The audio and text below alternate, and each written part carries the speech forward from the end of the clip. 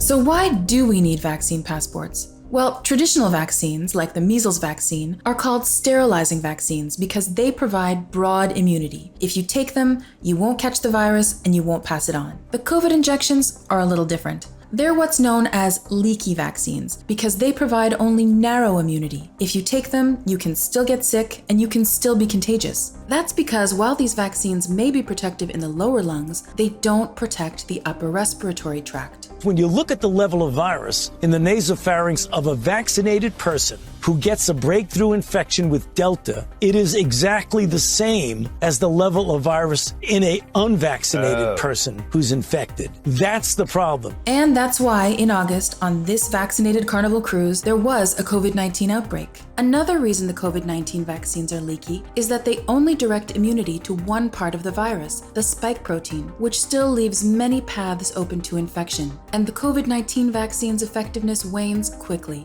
This is becoming clear in countries that vaccinated early. In July, vaccinated people made up 75% of the cases in Singapore. In mid-August, they made up 59% of hospitalized COVID-19 patients in Israel. In early September, they made up 75% of COVID-19 deaths in England. The only people who have genuine immunity to the virus are those who have been exposed to or recovered from it. People who were infected with the first SARS virus in 2003 still have immunity 18 years later, and their immunity also extends to SARS-CoV-2. Yet, natural immunity isn't being recognized in most vaccine passport systems, despite the fact that it can be tested for, which means that vaccine passports are not indicators of who can or can't spread the virus. They don't protect anyone. All they are is digital tracking systems telling the government which citizens have had the injections, where they've gone and when, what they've done, and who they were with. Vaccine passports also serve as a way to exclude and put pressure on the unvaccinated to submit to injections if they want to work, support their families, and participate in society. So back to our original question,